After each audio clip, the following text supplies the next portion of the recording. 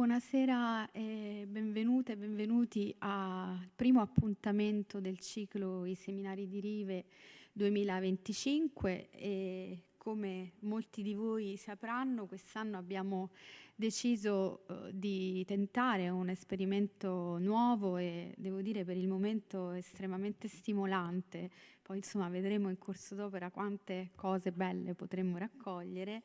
Il progetto nasce da un centenario, quello della nascita di Eugenio Battisti, e l'idea è quella di in qualche modo cercare di restituire centralità a uno studioso e a un volume che moltissimo hanno contato per i ricercatori, gli studiosi, diciamo, forse più coraggiosi, e un po' meno per l'accademia e chi ha preferito soluzioni paragonabili piuttosto a scorciatoie o semplici così onde che si trascinano un po' sul crinare di ciò che si fa e non di ciò che forse insomma si fa contro, e questa è una delle questioni che forse affronteremo oggi. Il seminario di quest'anno, anzi il ciclo di seminari di quest'anno si intitola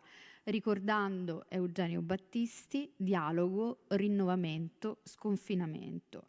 E l'idea è appunto quella di partire da questo volume importantissimo, l'Antirinascimento, pubblicato per la prima volta nel 1962, un libro che è stato definito da molti, e non a torto, un libro invisibile, perché effettivamente la sua eco ha tardato a farsi sentire, forse ancora oggi non è esattamente al centro dell'attenzione, anche se devo ricordare l'importantissimo appuntamento, recentissimo e importantissimo appuntamento del mese di dicembre scorso, un convegno organizzato dalla Iulma a cura di Tommaso Casini e di Claudio Gamba, in cui appunto si è cercato di fare il punto su questo grande studioso, aprendo soprattutto uno spazio, direi non del tutto incongruo, alle sue incursioni verso l'arte contemporanea e addirittura verso quelle che oggi si chiamano le digital humanities. Ora, cosa significa avere a che fare con Eugenio Battisti e in particolare con l'Antirinascimento? Noi siamo un centro studi che si occupa di Rinascimento, quindi ovviamente la nostra attenzione si è concentrata su questo scritto. Significa essere obbligati a sconfinare, e solo attraverso questo sconfinamento, che sia disciplinare, metodologico, antropologico, che possiamo lasciarci contaminare dalle riflessioni di Eugenio Battisti. Devo anche dire un'altra cosa, che questo seminario è stato preceduto da un momento, più di un momento preziosissimo, che è rimasto un po' interno all'equipe del centro studi, una rubrica che abbiamo intitolato Aspettando il seminario, in cui ci siamo visti durante le feste, in date assolutamente improponibili, cercando di ragionare su questo libro, rileggendolo insieme e cercando appunto di raccogliere gli stimoli che ancora oggi questo scritto rappresenta. Oggi abbiamo più di una ragione per essere felici, perché non solo parliamo di Battisti, e questo già mi pare una grandissima cosa, ma ne parliamo con due grandissimi studiosi. Il professor Augusto Gentili, che tutti conoscono e che non ho forse bisogno di introdurre. Insomma, sapete benissimo che Augusto Gentili è stato professore per molti anni all'Università La Sapienza di Roma, poi è approdato finalmente a Venezia, che sembrava un po' il suo luogo naturale, visto che si è occupato da sempre di pittura veneziana del Rinascimento, anzi di storia della cultura e pittura veneziana del Rinascimento. Ha scritto moltissimi libri preziosissimi, e libri che ancora oggi tutti noi siamo costretti a leggere se vogliamo avere un punto di partenza più o meno sensato su tante questioni che riguardano la pittura veneziana. E Augusto Gentili si è offerto di raccontarci così la sua esperienza, che è insieme personale, ma anche diciamo quella di uno studioso che ha frequentato sia la persona che gli scritti di Battisti, focalizzando la sua attenzione su questo intervento che ha voluto intitolare, non a caso, L'anti e la critica. Quindi un intervento in cui si parlerà di anticonformismo, della collaborazione di Battisti all'enciclopedia, della rivoluzione culturale che Battisti ha rappresentato e rappresenta ancora oggi, ma anche della cancellazione accademica, che è stato un risultato, è stato diciamo forse lo scotto da pagare, che per certi versi poi ragionandoci potremo ragionare, ancora alcuni pagano. Ecco, c'è anche da dire che Battisti si è interessato, forse anche a partire dalle sue riflessioni sull'antirinascimento, a un tema che è stato naturalmente molto caro per il professor Gentili, e cioè pubblicando poi un saggio su Venezia 500 che si intitola Paesaggio e simbolismo nella pittura veneta, e credo che anche di questo vorrà parlarci il professor Gentili, insieme poi alle riflessioni di Battisti su Michelangelo. Lascio la parola a questo punto alla mia collega Manuela Bragagnolo, che presenterà a distanza, la vedete così nello schermo, il secondo degli studiosi che interverranno oggi. Grazie.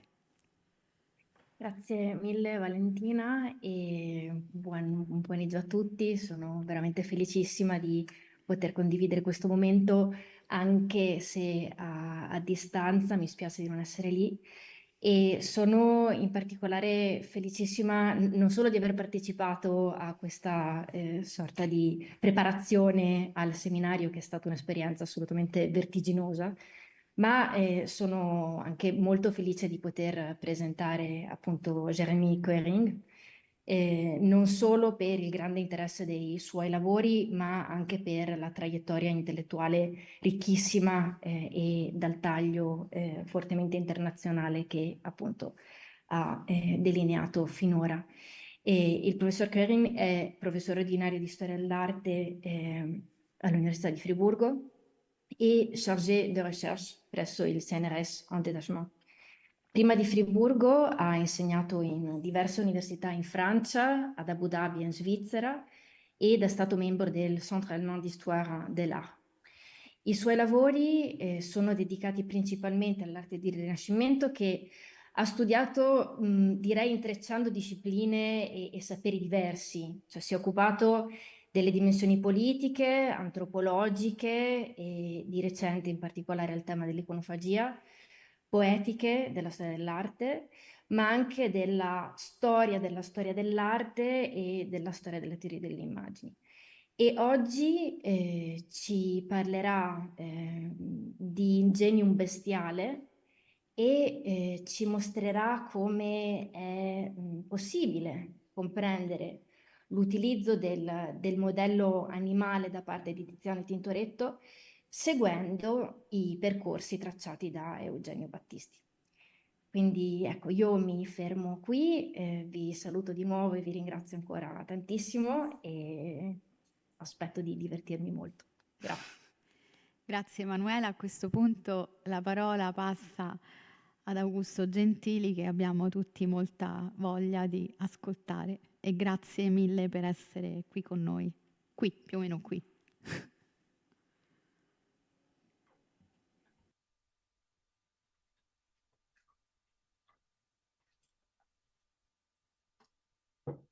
Bene, buonasera a tutte e tutti, come si usa dire.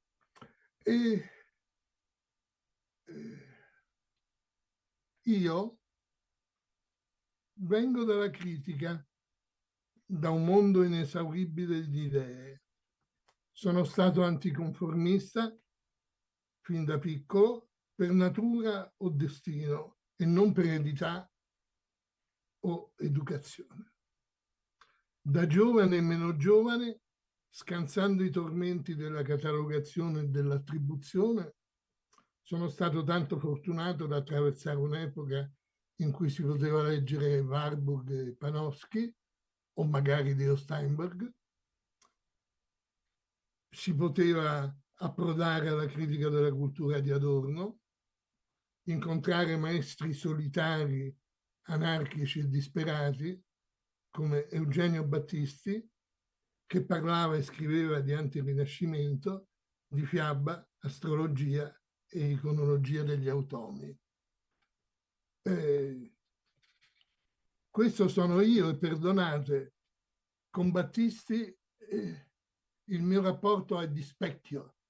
Non ci sono per me altre possibilità di intervenire su Battisti se non ragionando sul senso di questo specchio che ho avuto davanti a me per un lungo periodo della mia vita, anche se non lungo quanto avrei voluto. Battisti è un'enciclopedia. Scappa da tutte le parti, come succede con un'enciclopedia. L'unica maniera di affrontarlo è quindi cercare di contestualizzare la sua attività o pezzi della sua attività, perché altrimenti fugge da tutte le parti.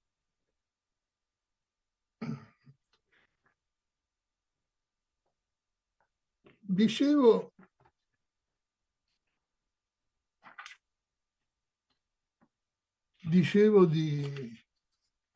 della fortuna di poter leggere Panofsky. E questo ha molto a che fare poi con le storie che devo accennare in estrema sintesi su Battisti.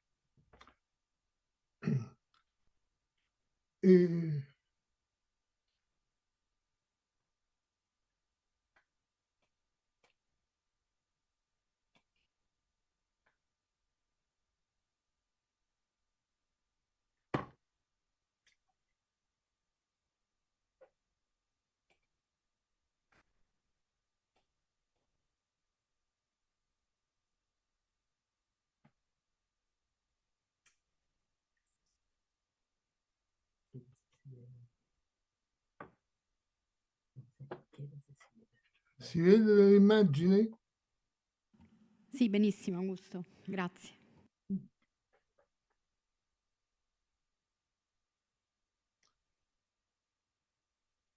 Nel 1961, da Feltrinelli, e già questi due dati, anzi la data e il dato, dovrebbero dirvi qualcosa, e appare un libro di Panofsky che si intitola La prospettiva come forma simbolica e altri scritti. Lì anche quelli che trovarono durissimo il confronto con la sapienza teorica e tecnica del saggio principale restarono incuriositi dal breve saggio conclusivo intitolato Sul problema della descrizione e dell'interpretazione del contenuto di opere d'arte figurativa. Quindi sorpresi dal Cristo sospeso a mezz'aria, dal Cristo risorto sospeso a mezz'aria di Grünewald,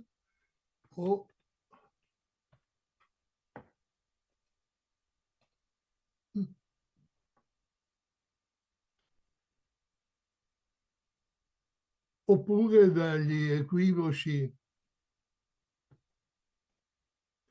tra Salome e Giuditta a base di piatti, spade e teste tagliate. Panofsky faceva vedere questa immagine di un dipinto di Francesco Maffei, pittore vicentino della prima metà del Seicento, e dove naturalmente ci si chiedeva: ma questa è Salome o Giuditta? Perché c'è una testa nel piatto, che è l'attributo consueto di Salome, che ha appunto a che fare con una testa tagliata, ma c'è anche una spada che con Salome non ha nulla a che fare, perché la povera Salome così non aveva avuto nessuna intenzione di provvedere alla decapitazione di Giovanni Battista. E allora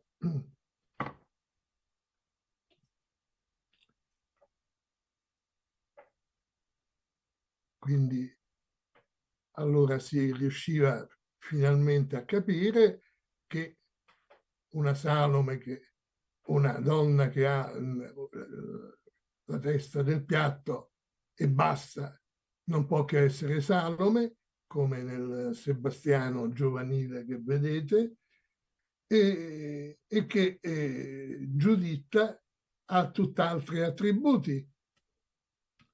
Deve avere una spada, perché la testa Oloferne gliel'ha tagliata lei, deve avere un'ancella che la segue nella sua impresa e alla fine deve mettere la testa di Oloferne nel sacco tenuto da questa ancella.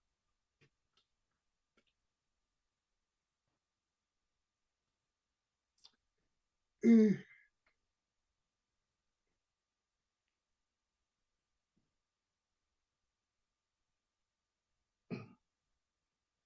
nessuno si stupì dunque quando poi l'anno dopo questo saggio ampliato in abbondanza tornò in un libro che si chiamava Il significato nelle arti visive, di cui vi faccio vedere alcune immagini così, ma solo per ragioni memorative, tutto sommato. La maggior parte delle immagini che vi mostro sono semplicemente delle indicazioni illustrative di quello di cui stiamo parlando, perché in realtà io voglio parlarvi di libri, di molti libri e di nomi di studiosi. Allora nel saggio, nel libro sul significato delle arti visive, da Einaudi nel 62, c'erano tanti saggi che crearono scompiglio e sorpresa, e si andava, tanto per mostrare qualche immagine, dal Dürer con Adamo ed Eva e un bestiario particolarmente rappresentativo, ma poi c'era l'allegoria della prudenza di Tiziano e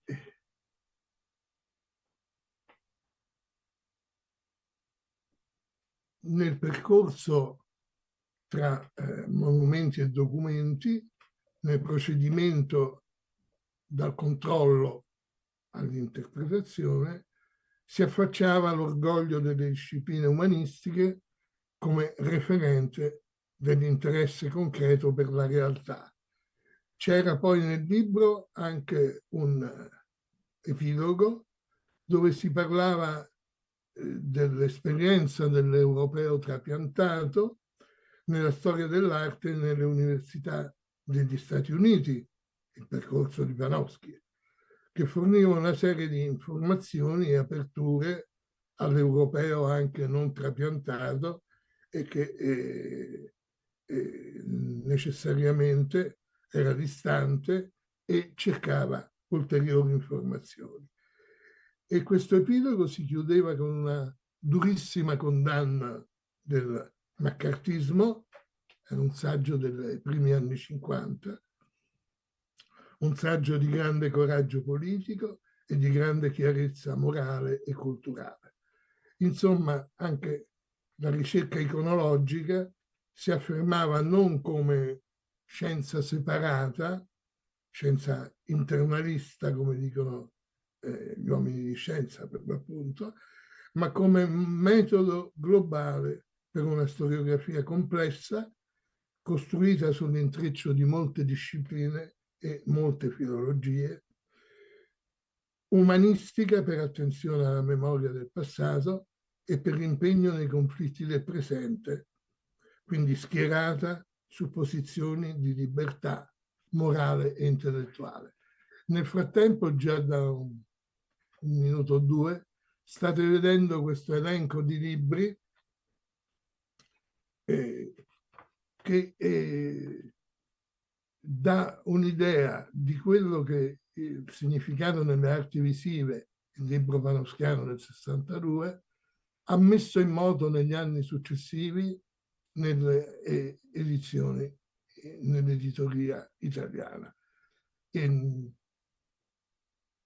Li state già leggendo da un po', quindi non ripeto questo elenco, ma vedete che ci sono tutti quanti i campioni della ricerca iconologica e Dürer e Panofsky torna con altre opere, La vita e le opere, la monografia su Dürer da Feltrinelli nel 67, Rinascimento e Rinascenza nell'arte occidentale, sempre da Feltrinelli nel 71, infine gli studi di iconologia da Einaudi nel 1975. E poi insieme a queste cose c'è l'impatto formidabile della versione prediletta in quegli anni dai giovani rampanti, la versione prediletta del marxismo, che era inevitabilmente quella della scuola di Francoforte, con Adorno, Benjamin, fino a quel libretto che agli albori del mitico 68 si chiamava L'uomo ha una dimensione, scritto da Herbert Marcuse.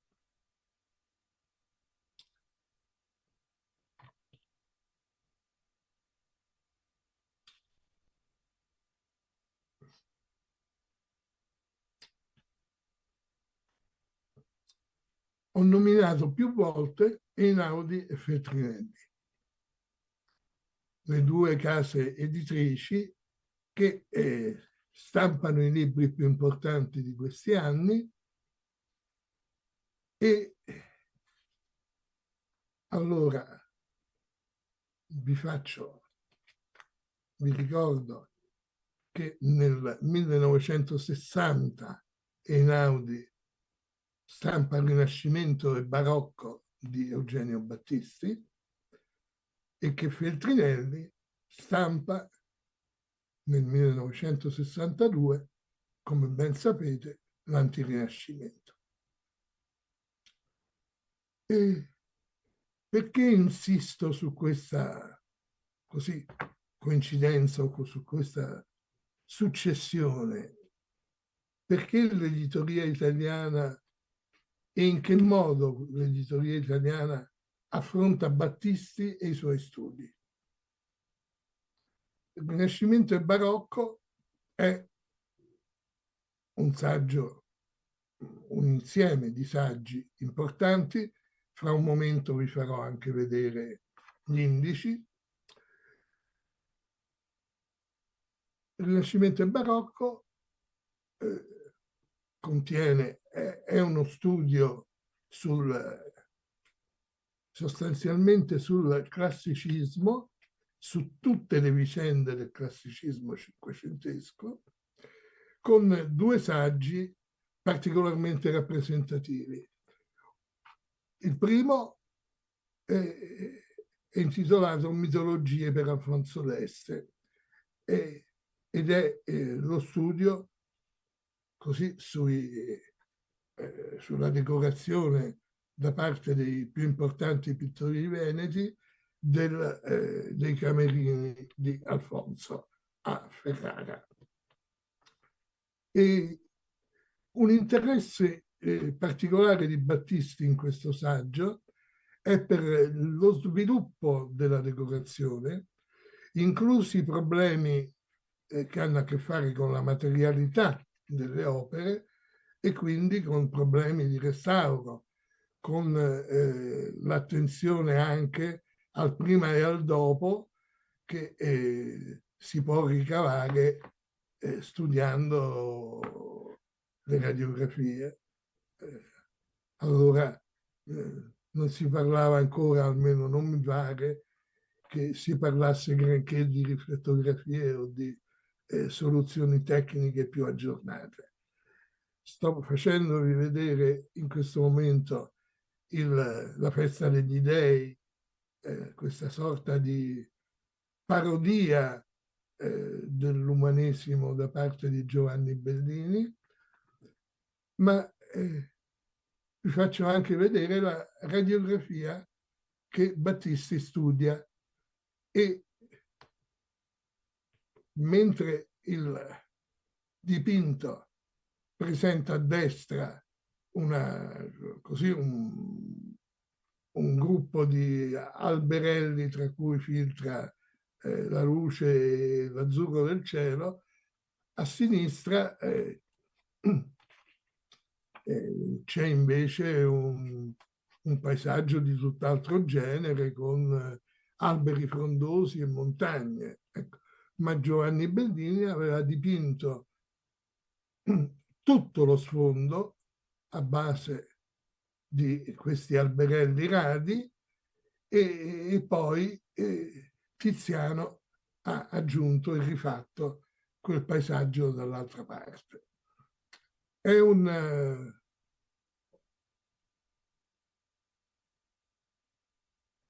logica che Giovanni Bellini usa spesso, e in questi anni, siamo ormai al 1500, nel secondo decennio del 500, al 1513 al 14, con la data scritta nel festino, nella festa degli dei. Questo è l'uccisione di Pietro Martire della National Gallery di Londra, dove vedete, forse meglio, come doveva essere lo sfondo della festa degli dei, e come del resto vediamo anche di nuovo nella complicata e non particolarmente nitida radiografia. Ma Battisti non parla solo di questo, parla di committenza, parla del gusto, che è un concetto che a lui interessa, che lui attiva, perché è un concetto che viene dal suo maestro, da Lionello Venturi. E allora, prima ancora di spiegarci la conclusione, gli sviluppi del ciclo finale, ci ricorda che Alfonso d'Este, prima di approdare ai pittori veneti, cerca Raffaello, e Raffaello inizialmente sembra infischiarsene della chiamata e poi decide di scomparire, nel senso più totale del termine, ma Battisti rileva che la festa di Venere, il primo intervento di Tiziano sul ciclo per Alfonso, viene in realtà in buona parte da questo straordinario disegno di Fra Bartolomeo. Quindi Alfonso in un primo momento non era minimamente interessato alla pittura veneta. Solo dopo le prime prove di Giovanni Bellini, gli interventi a seguire di Tiziano, decide di lasciar perdere questo suo penchant verso la pittura dell'Italia centrale per affidarsi totalmente a Tiziano, che già nel 1518 esegue la Festa degli Amori, dove l'offerta a Venere è un elemento accessorio. Quello che conta sono gli amori che sono impegnati in effusioni reciproche e soprattutto nella neutralizzazione di quella lepre che vedete in mezzo a questo dettaglio e di cui nessuno parla mai, perché nel contesto di questa festa di piccoli amori la lascivia impersonata dalla lepre deve essere eliminata. E poi seguono, ma adesso non mi soffermo di più, seguono naturalmente gli andri, un'altra festa a base di musica, danza e canto.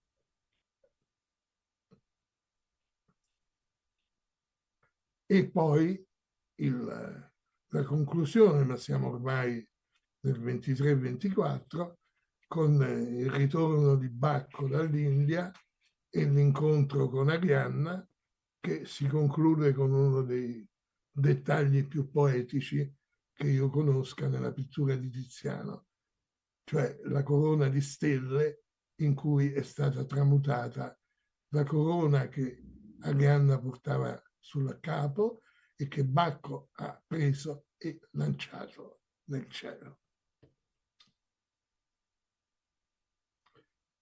C'è anche un altro saggio nel libro Rinascimento e Barocco che riguarda un'antica interpretazione della tempesta. Ma di nuovo non mi fermo su questa interpretazione in chiave mitologica, gli amori di Giove con la ninfa Io, su cui potrete consultare la stroncatura al solito arrogante di Salvatore Settis, e dove soprattutto Battisti chiama in causa di nuovo una radiografia, la radiografia che mostra la nuda che stava in origine dall'altra parte, è stata poi sostituita dal personaggio maschile. Per quello che mi riguarda, senza ulteriori commenti su questo dipinto, io vi faccio vedere, perché ci tengo particolarmente, questa incisione di David Teniers, quindi siamo in pieno 600 neerlandese, perché quando troveremo il dipinto da cui viene questa incisione,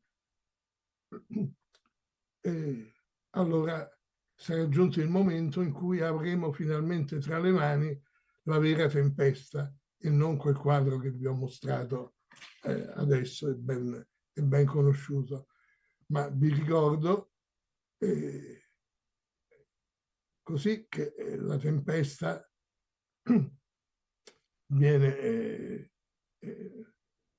definita così da Michel, la tempesta con la zingara quindi, e il soldato, e dove qui finalmente abbiamo sia la zingara che il soldato e anche la tempesta, come potete vedere dall'oscuramento quasi completo del cielo nello sfondo.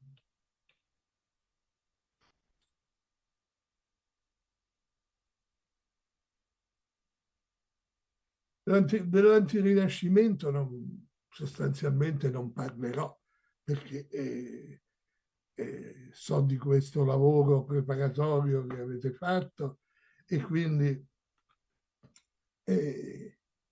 così non mi soffermo e vi faccio soltanto vedere un'immagine tipica, per così dire, per riconoscere l'antirinascimento, e cioè uno dei cosiddetti mostri del Sacro Bosco di Bomarzo. Questa è l'edizione in 2 volumi del 1989 di Garzanti, concepita per espressa volontà di Battisti in un formato molto maneggevole, non come altezza ma come dimensioni generali, in 2 volumi, dove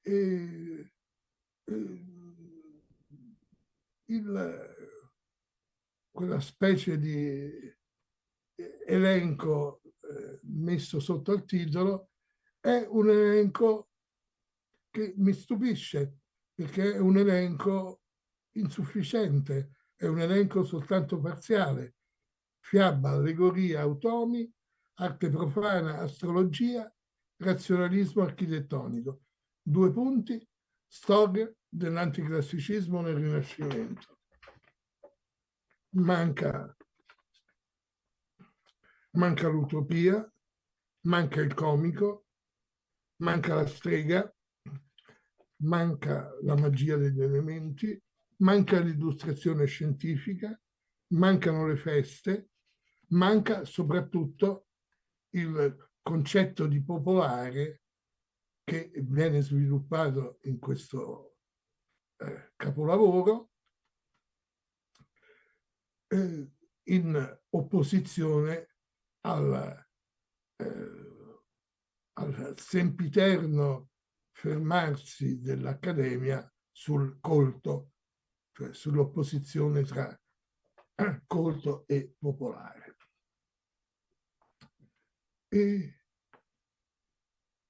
possibile che quindi ancora nell'89 l'antirinascimento sia così scandaloso da mettere in copertina, da indicare in copertina soltanto, ho l'impressione, soltanto i punti più facilmente accettabili e soprattutto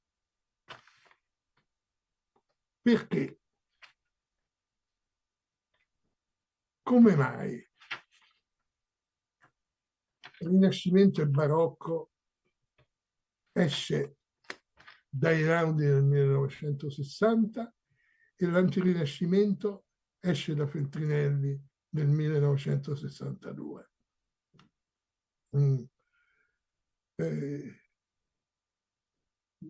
Devo dire che ci sono degli elementi molto chiari che indicano una contrapposizione in quegli anni tra le 2 case editrici comunque più importanti, ma è come se nel momento in cui prepara queste 2 raccolte di saggi, perché sono 2 raccolte di saggi, come se Battisti dividesse gli argomenti rendendo da una parte una più tradizionale scansione di testi sul classicismo, a partire dal primo capitolo Simbolo e classicismo, questo poi con un lungo excursus sul concetto di imitazione nel Cinquecento, e poi arrivando anche al barocco e alla retorica in architettura.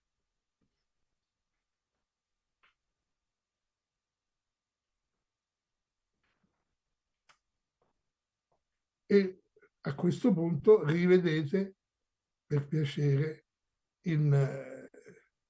a contrasto, la raccolta di saggi confluita nell'Antirinascimento, dove lo scandalo, la rivoluzione è cercata, è voluta attraverso gli elementi messi ancora in copertina nell'89, ma soprattutto con quelli che poi vi ho ricordato successivamente. Cos'è successo nell'editoria italiana? Perché Battisti dovesse distinguere in questa maniera così categorica e rappresentativa i testi da mandare il Rinascimento e il Barocco e quelli da mettere nell'Antirinascimento. È molto semplice, è successo che in Einaudi sono arrivati i Longiani.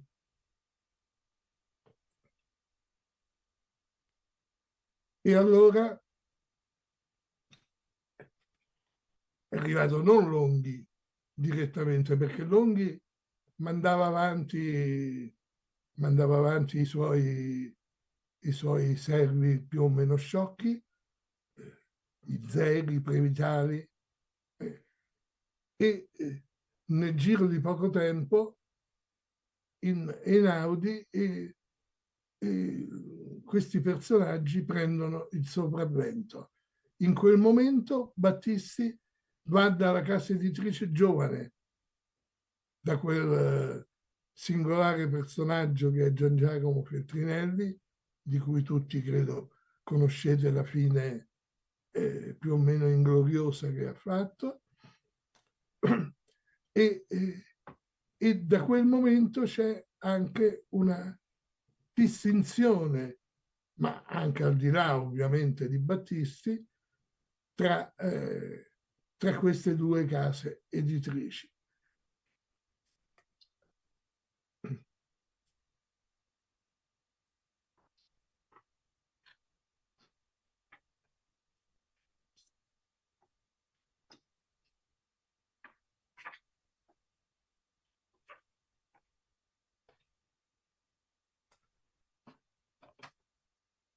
Nei primi anni 70 nasce il Centro Studi Europa delle Corti. Il Centro Studi Europa delle Corti è una associazione di studiosi per lo più radicati nelle varie università italiane, un'associazione in cui predominano gli storici della letteratura e gli storici tout court, con un forte accento sul settore della storia economica, e Battisti è tra i fondatori, insieme, sì, tanto per citarne qualcuno, insieme a due grandi studiosi di letteratura, Amedeo Quondam, scomparso di recente, e Carlo Ossola, così, tuttora attivo. E Battisti ne uscirà presto da questa associazione, perché nel centro studi ci sono due anime che non rispondono a questioni disciplinari, ben inteso, ma piuttosto rispondono a esigenze diverse dal punto di vista organizzativo. Per dirla così in maniera un po' schematica, Quondam, che è l'anima più così fondamentale all'interno dell'associazione, desidera che il centro studi diventi un luogo istituzionale e che quindi, diciamolo pure, possa ricevere quei finanziamenti che come centro studi così autonomo e indipendente non può avere. A Battisti questo non va bene e quindi esce immediatamente, perché lui vuole che invece il centro studi rimanga quella esperienza complessa e sostanzialmente anarchica che invece si appresta ormai ad abbandonare. Tuttavia, Battisti ha il tempo di scrivere una introduzione importante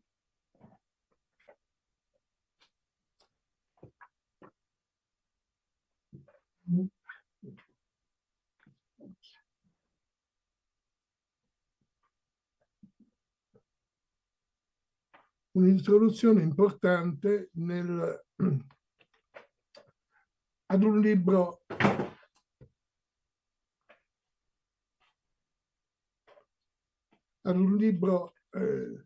che esce all'inizio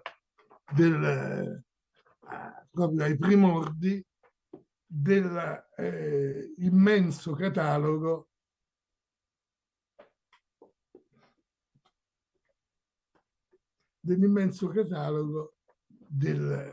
della Biblioteca del Cinquecento, promossa dal Centro Studi Europa delle Corti con l'editore Bolzoni. Il libro è Il dolce tempo.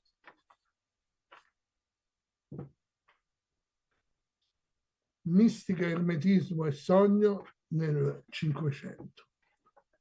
Anche qui vi faccio vedere alcune immagini così a puro titolo informativo, dopo avervi fatto vedere il frontespizio un po' ingiallito del libro di Francesco Gandolfo, che aveva compiuto questo studio su appunto ermetismo e sogno nel Cinquecento nell'Università di Genova, dove Battisti aveva fatto un passaggio, come tutti i suoi passaggi, assolutamente importante. E alcuni degli argomenti di questo libro sul sogno, il cosiddetto sogno del cavaliere del giovane Raffaello, il tondo parmense con Endimione di cui si è innamorata la luna, un'opera tarda di Cima da Conegliano, la straordinaria incisione di Marcantonio con questo doppio sogno femminile a base di mostri e tempeste e così cataclismi vari,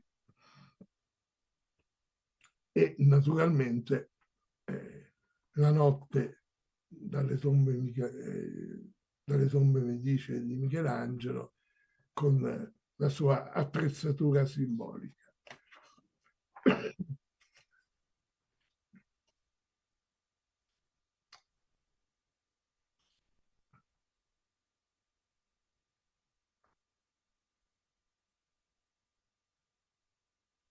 Battisti in introduzione lamenta che le ricerche nell'ambito della storia dell'arte vedono ormai ridursi di numero e di motivazione, anche a causa della perdita di conoscenza del greco, del latino, dell'italiano e del tedesco antichi, gli operatori capaci di compiere spogli larghi e sistematici, quali le strutture bibliografiche moderne, agevolano, anzi impongono.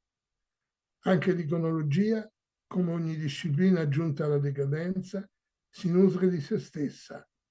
Negli Stati Uniti di note di precedenti articoli nell'Art Bulletin, in Italia di continui e confusi riferimenti a fonti secondarie arraffate alla meglio sulla base di suggestioni acritiche. E nota, e questo potrebbe valere ancora adesso, che accanto a questo libro quello che continua a mancare è un libro, è un pendant necessario, cioè una ricerca sulla iconografia della ragione e dell'ordine nel Cinquecento. Ma vi voglio leggere infine la conclusione di questa introduzione. In ogni modo, la creazione di un archivio del sogno, fatto specialmente da storici dell'arte, sarà fatto specialmente da storici dell'arte e della cultura. Gli strumenti bibliografici e iconografici che possediamo sul sogno sono o asistematici, perché associati alla pratica psicanalitica, oppure di un obsoleto materialismo inadatto a trattare aspetti che sono avvenimenti emotivi, e sottolineo avvenimenti emotivi, prima di essere resoconti. Essi vanno ricostruiti, per così dire, mediante partecipazione, cioè dal di dentro, e quindi non ritagliati dal contesto generale, economico, politico, devozionale, insomma umano. Si dovrebbe, in altre parole, creare il massimo di incroci, impedendo che il necessario rigore accademico, entro cui va collocato il valore d'uso della ricerca erudita, emargini tutto ciò che sembra esorbitare dal tema specifico. Il sogno è uno specchio spezzato, con frammenti di immagini e sentimenti che, specialmente dopo 4 secoli, non si ricollegano più, luccicando qua e là sul pavimento sbiaditi, mentre sarebbe meglio la polverizzazione in 1000 gocce, gli atomi di Lucrezio, il ricomporsi e disfarsi delle immagini lette nelle nuvole, il turbine, il caos. Avete in queste ultime righe che ho letto tutto Battisti, gli avvenimenti emotivi, la ricerca come massimo di incroci e le immagini da leggere anche considerando i sentimenti. Il libro Dolce Tempo di Francesco Gandolfo è del 78.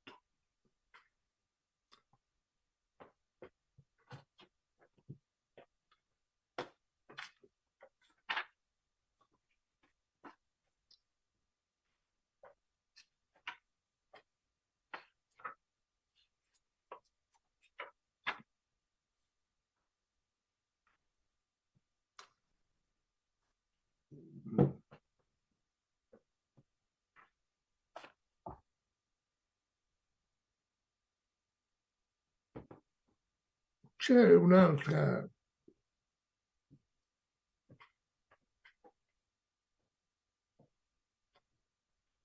situazione, per così dire, che va forse ricordata accanto a quanto vi ho raccontato sull'editoria italiana di quegli anni, che è una situazione che era molto cara a Battisti e alla quale ha partecipato in più occasioni. Nell'Università di Roma La Sapienza c'era un vecchio signore piemontese, Enrico Castelli Gattinara, che era un personaggio completamente diverso da tutti quelli che vi ho mostrato, a cui ho fatto riferimento fin qui.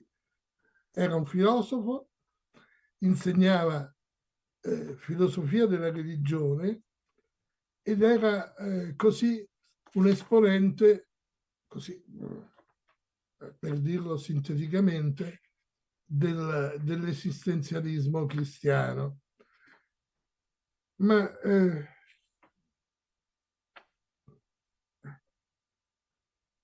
organizzava continuamente dei convegni che avevano a che fare con le immagini e che soprattutto scusate, e che soprattutto avevano un punto di riferimento anche nei titoli,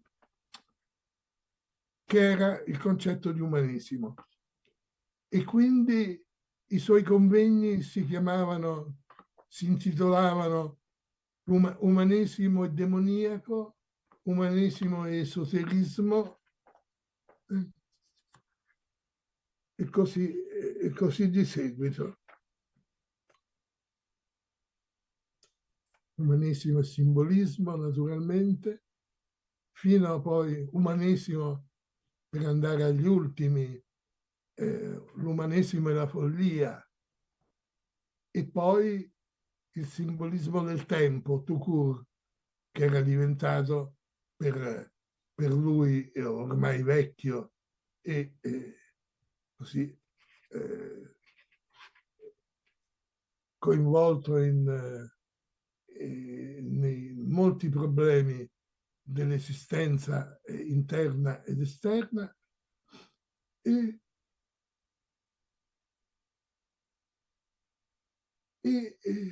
pubblicava anche una rivista che si chiama, una rivista molto spartana, che si intitolava Archivio di Filosofia, e dicevo organizzava convegni sui temi che vi ho appena enunciato e anche altri, convegni organizzati democraticamente, lo ricorda Eugenio Battisti, dove organizzati democraticamente significava molto semplicemente che per andare a questi convegni, che si svolgevano spesso a Roma ma anche altrove, bisognava pagarsi tutte le spese, e c'erano tra i personaggi convocati a questi convegni molti nomi illustri della cultura europea di quegli anni, da Garenna a Christeller, e poi Ossola, Sedlmeier e via dicendo. Nell'archivio di filosofia del 1980 Battisti pubblica il saggio intitolato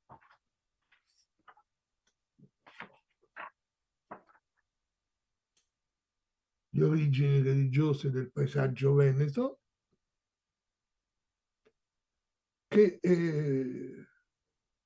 io ai primordi di Venezia 500 decido di ristampare, di ripubblicare nel numero 2 dedicato a Giovanni Bellini.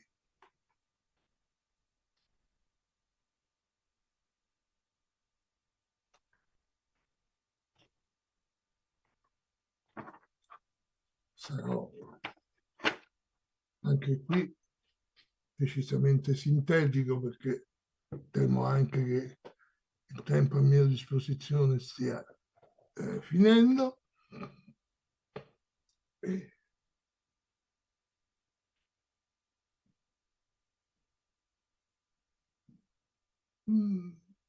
Battisti parte da queste due immagini. Quella alla vostra sinistra è una immagine uno dei tanti libri d'ore pubblicati dall'editore parigino Simon Vostre, mentre quella alla vostra destra è scusate, quella del libro d'ore è una cosa di primo Cinquecento, mentre quella a destra è una immagine quattrocentesca d'ambiente tedesco. Cosa sono queste due immagini? Beh, quella a destra è facilmente riconoscibile come esempio di una iconografia già frequente da tempo, cioè quella degli Arma Christi, no? Cioè dove il Cristo di Passione viene attorniato da tutti gli oggetti che fanno parte, che rimandano al suo sacrificio. Quella a sinistra è una Sant'Anna che ha nel ventre Maria, una piccola Maria invece, e tutto intorno a lei, come nella logica così degli Arma Christi, dove gli oggetti vagano nello spazio vuoto stanno invece tutti gli attributi che vengono poi riferiti a Maria. Quindi la torre, il pozzo, l'ortus conclusus, il cedro e via dicendo. Ma da dove vengono queste immagini e come si forma questa iconografia? Battisti, come al solito, o come gli è capitato molto spesso, stupisce, sorprende e spaventa il lettore, buttandogli addosso uno spoglio, anche se non totale, quindi diciamo uno spoglio per via di consultazione globale, degli Analecta Hymnica Medii Evi, pubblicati a Lipsia tra 8 e 900. Sono 55 volumi immensi in cui vengono raccolti gli inni. Sarebbe bello, anche se non è sempre facile, insieme al loro pendant necessario, che è la musica.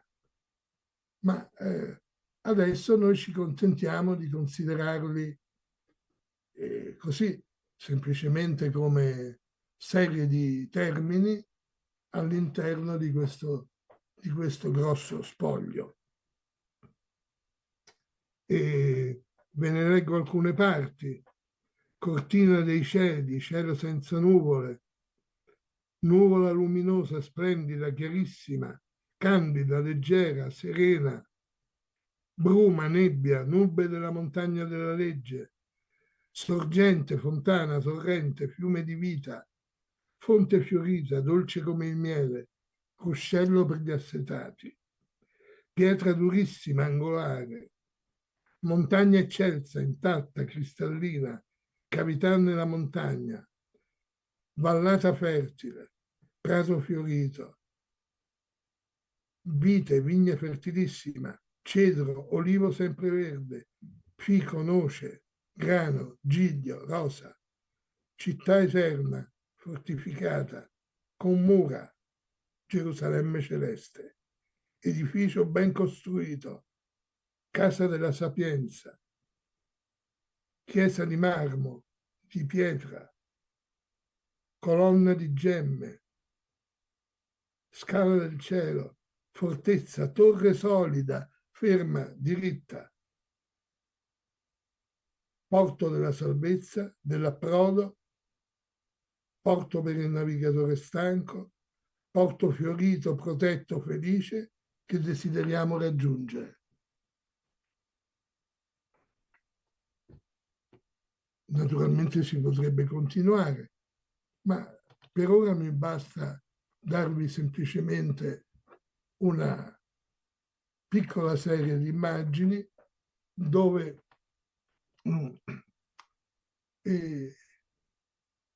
gli attributi mariani che abbiamo messo in campo e di cui vi ho dato così una piccola serie esemplare vengono spostati a costruire un'immagine.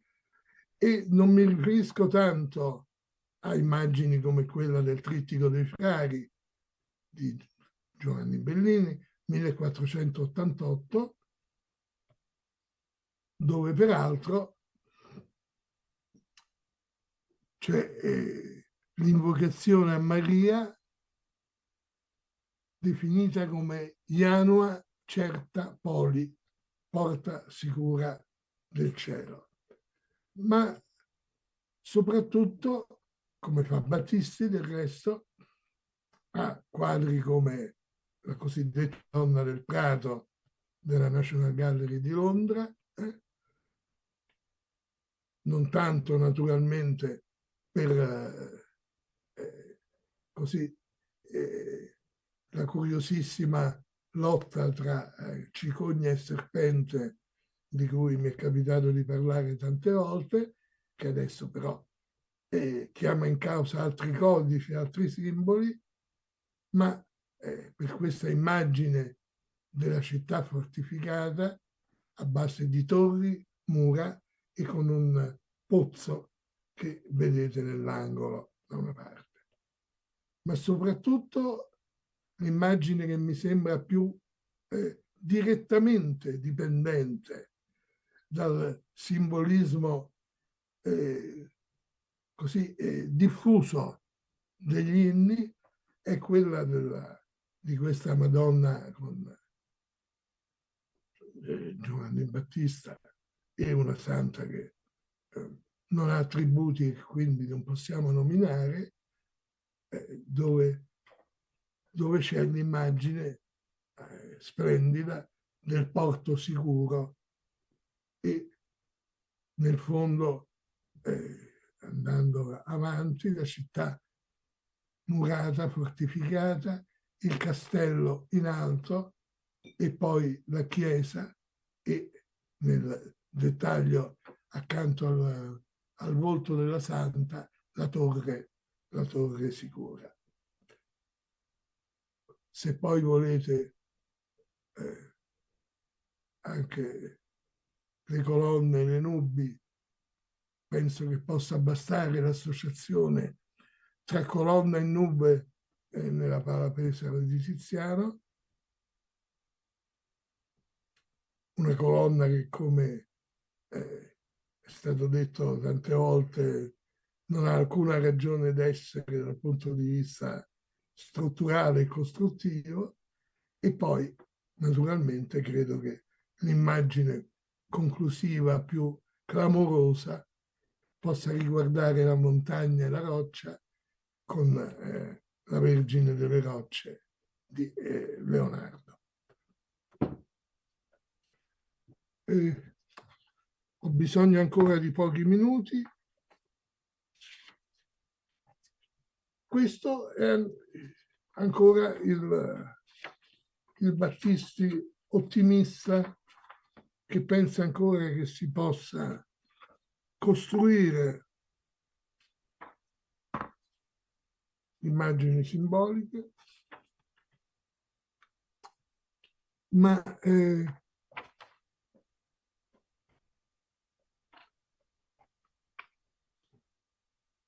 per concludere vorrei ricordarvi che gli ultimi anni di Battisti hanno una dimensione particolare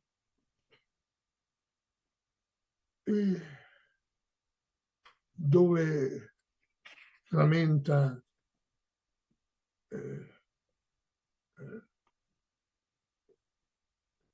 che colui che vuole essere libero nell'ambito dell'accademia paga isolamento e emarginazione, che spesso si accompagna, questo mi sembra abbastanza divertente, che spesso si accompagna a una maldicenza benevola, questo è matto, o invece a una maldicenza perversa, questo è pericoloso e va eliminato. Del resto, gli ultimi interventi di Battisti insistono sulla necessità di una storia delle idee sempre alimentata dalla sua straordinaria enciclopedica non eclettica, enciclopedica curiosità, alimentata dalla sperimentazione, dalla convinzione che la critica è rischio. In un'ultima raccolta di saggi curiosa, perché si intitola In luoghi di avanguardia antica, dove parla di una serie di episodi, di vicende antiche collegate al tema dell'avanguardia, che per lui è il tema fondamentale. Uscito nel 1979. Questa raccolta di saggi, in cui l'avanguardia fa appunto da filo rosso, chiude con un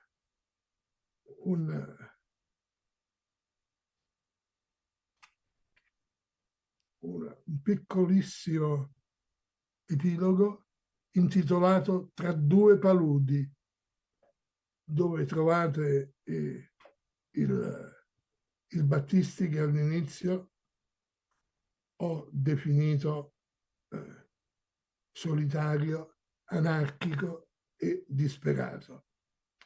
I tempi delle discussioni appartengono a un momento ormai storico di apertura a tutti i costi dei confini disciplinari della storia dell'arte. Oggi, in apparenza, questa apertura è un patrimonio collettivo. Ogni metodo e ogni soggetto è legittimo. Iconologia e storia sociale non sono più bandiere per la battaglia, ma stendardi cerimoniali per ripiegare dentro un armadio. Domina non più espresso a parole lo stesso scetticismo di prima, questa volta accompagnato dal dibattito ideologico contro la storia delle idee. Il sentiero seguito, dunque, continua ad essere stretto fra due paludi, quella della genericità e quella della diffidenza per i contenuti. Vi ringrazio, credo che possa bastare, anche se ci sarebbero tante cose da dire. Tra l'altro avevo promesso, almeno all'inizio, di parlare di Michelangelo, ma lo faremo magari un'altra volta. Ciao.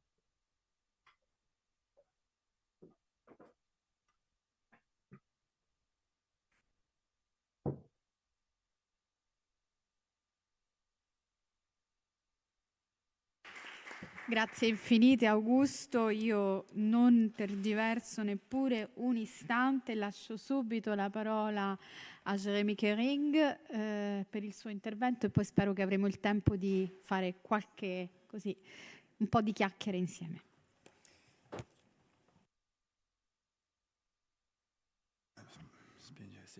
Grazie.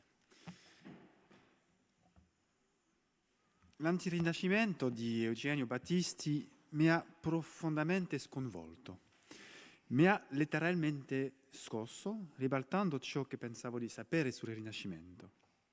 Prima di leggere questo libro, avevo infatti una visione piuttosto classica dell'arte di quel periodo, basata sull'idea che gli artisti avessero un rapporto sereno con l'arte antica, dove tutto era equilibrio, armonia, decoro e misura. Ma gli esseri ibridi, le streghe, i mostri, gli automi, i giardini fantastici, le grotte, le Wunderkarmen, le illustrazioni scientifiche, tutti questi oggetti artistici e fenomeni analizzati nel suo capolavoro hanno radicalmente scosso questa visione un po' ingenua. Il Rinascimento, nei suoi diversi sviluppi, era evidentemente molto più eterogeneo e strano di quanto pensassi inizialmente. Quando ho ricevuto il cortese invito di Valentina Sapienza e Emanuela Bragagnolo, che desidero ringraziare per avermi dato l'opportunità di essere qui tra voi, ho immediatamente ripensato alle pagine che Battisti ha dedicato all'istruzione scientifica e più in generale ai rapporti tra arte e natura. A seguito della recente celebrazione dei 100 anni della sua nascita, vorrei quindi concentrare la mia attenzione su questo legame costitutivo dell'arte del Rinascimento, accogliendo ciò che Battisti ha poeticamente definito l'elogio del minimo. Più precisamente intendo condividere con voi alcune riflessioni sull'ingenium animale, soffermandomi su come il ragno sia diventato un modello per concepire la pratica artistica, soprattutto nell'opera di Tintoretto, vero e proprio cardine delle mie ipotesi. Devo confessare che inizialmente avevo intenzione di parlare anche dell'impresa di Tiziano con l'orsa che lecca il suo cucciolo. Tuttavia, per lasciare spazio alla discussione, ho deciso di concentrarmi esclusivamente sul ragno, un animale un po' trascurato. Ma vedrete che questo esempio è già piuttosto complesso da affrontare, dandoci a tutti gli effetti del filo da torcere. Lo preciso fin da subito. L'obiettivo del mio percorso sarà la rappresentazione di Minerva e Aracne dipinta da Tintoretto e attualmente conservata agli Uffizi.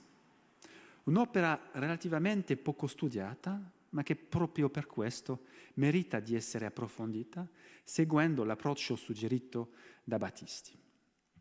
Tuttavia, per comprendere le implicazioni metapittoriche di questa rappresentazione e ricostruire in qualche modo le condizioni che ne hanno permesso l'affermazione come modello, è necessario adottare un punto di vista diverso, considerando innanzitutto come il ragno e il suo corrispettivo mitologico Aracne siano stati trattati in diversi ambiti del sapere, come la mitografia, il pensiero emblematico e la filosofia naturale. Infatti, è lecito chiedersi come un animale così vile abbia potuto elevarsi a paradigma. Quali immaginari hanno favorito questa ascesa? E a quali condizioni un essere tanto inquietante come il ragno, o così negativo come la sua controparte mitologica Aracne, è riuscito a diventare un esempio da seguire nella pittura? Iniziamo dal mito e in particolare dalla versione della storia di Aracne che Ovidio ci ha tramandato nel sesto libro delle Metamorfosi. Il poeta racconta che Minerva venne a sapere dello straordinario talento di tessitrice di una giovane Lidia di nome Aracne. Decise quindi di andare a verificarlo personalmente, ma si travestì da vecchia per non farsi riconoscere. Aracne, ingannata, si vantò senza esitazione di non dover nulla alla dea. Nonostante il consiglio della vecchia di non essere così arrogante e di rispettare la gerarchia tra divinità e mortali, Aracne si fece ancora più tracotante e pretenziosa, insinuando che la dea non avrebbe avuto il coraggio di competere con lei. Furiosa, Minerva si rivelò e le propose una gara. Aracne accettò e ne scaturì una prova in cui ciascuna cercava di dimostrare la propria abilità e ingegnosità. Minerva tesseva scene olimpiche in cui gli dei punivano i mortali, mentre Aracne rappresentava gli amori di Giove, esibendo ancora una volta eccesso e disprezzo nel raffigurare le infedeltà del padre della dea. Giunse il momento del verdetto, ma prima ancora che le ninfe leggessero l'opera di Aracne come la migliore, Minerva si rese conto del suo fallimento e fuori di sé strappò l'arazzo, ruppe il telaio e punì Aracne colpendola sulla fronte con il suo fuso. Aracne, disperata e oltraggiata, cercò la morte, ma Minerva decise di salvarla trasformandola in un ragno. Come altre metamorfosi tragiche, il mito ovidiano si è ampiamente prestato a interpretazioni moralistiche e emblematiche, soprattutto nel corpus degli Ovidi moralizzanti. Aracne è divenuta di volta in volta simbolo di eccesso, superbia, passione o di una vita trivialmente sensoriale. Numerose rappresentazioni del mito di Aracne mettono in evidenza questo aspetto negativo. Aracne è sicuramente virtuosa, ma non fa uso della ragione, riducendo la pratica della sua arte a una pura abilità tecnica. È proprio questo che sembra essere sottolineato da Georg Penck, qui, quando sceglie di personificare il senso del tatto, tactus, attraverso Aracne. Quest'ultima lavora al suo telaio, legata al suo strumento da una semplice connessione tattile. E quando il talento di Arachne viene comunque riconosciuto, la tessitrice appare troppo sofisticata e arguta per essere completamente onesta. Così, riguardo all'ingegnium, Petrarca scrive nel De Remedis Fortunae: per la saggezza nulla è più detestabile dell'eccesso di acutezza. Per un filosofo nulla è più insopportabile di un sofista. E proprio per questo gli antichi inventarono il ragno odiato da Minerva, il cui lavoro è delicato, fatto di fili sottili, ma fragile e inutile. Una mente acuta dovrebbe essere come una spada, che trafigge ma si arresta dall'elsa e non va oltre. L'ipostase animale di Arachne, ovvero il ragno, ha anche svolto un ruolo significativo come topos nel discorso moralizzante. Nel registro emblematico, per esempio, viene impiegata come simbolo dell'ineguaglianza di fronte alle leggi. Il carattere troppo sottile e imperfetto della sua opera diventano per Claude Paradin il segno di una legge che colpisce solo i deboli, incapace di trattenere i forti. È interessante notare come esista una certa permeabilità tra queste diverse tradizioni letterarie. Si osserva, ad esempio, come l'illustrazione scientifica possa trarre ispirazione da queste letture simboliche, integrando le esigenze della rappresentazione naturalistica, caratterizzata da precisione e proporzione rigorose, con il codice dell'emblematica, in particolare nelle loro interazioni con le iscrizioni che ne guidano l'interpretazione. Nel manoscritto Ignis Animalia Rationalia et Insecta, Joris Hofnagel ritrae con grande cura un calabrone che sfugge alla sottile tela di un ragno, perforandola per illustrare il motto lex ex lex. La domanda che emerge da queste diverse rappresentazioni moralizzanti è la seguente. Il ragno e il suo corrispettivo mitologico Arachne sono sempre stati considerati figure negative durante il Rinascimento? La risposta è no. Ma attraverso quali meandri si è realizzata la loro trasformazione in modelli positivi? Per rispondere a questa domanda, rivolgiamoci ora alla filosofia naturale, poiché è in questo ambito specifico che i prodigi della natura si sono trasformati in vere e proprie lezioni per l'uomo. Se si considera che la natura naturans ha costituito un modello per le arti, tanto per Aristotele quanto per i teorici del Rinascimento come Leon Battista Alberti, Benedetto Varchi, Vincenzo Borghini e Francesco De Vieri, è fondamentale sottolineare che fra i fenomeni naturali che esemplificano il movimento, la trasformazione e la generazione, le azioni degli animali occupano generalmente una posizione preeminente. Sono gli animali, infatti, a offrire la lezione più chiara riguardo ai meccanismi e ai processi impiegati per dar vita all'essere e per estensione per produrre le forme. Nel pensiero di Aristotele, per esempio, il ragno compie l'opera dell'architetto. Nella storia degli animali, lo stagirita descrive così la sua attività di tessitore. Cito: il ragno inizia la sua tela stendendo un filo che segna i contorni dei vari lati, poi ne dispone altri partendo dal centro e su questi fili fa passare quelli che costituiscono, per così dire, la trama. Infine tesse i fili intermedi. Attraverso questi intrecci complessi, il ragno offre un motivo e un modello da imitare. E quanto sostiene anche Plutarco nell'Intelligenza degli animali, quando spiega come il ragno insegna agli uomini l'arte del tessere. Cito: i lavori del ragno, scrive il filosofo, servono da modello archetupon per le donne al telaio e per i cacciatori che utilizzano delle reti per intrappolare le loro prede. Questa concezione è altrettanto diffusa nel Rinascimento.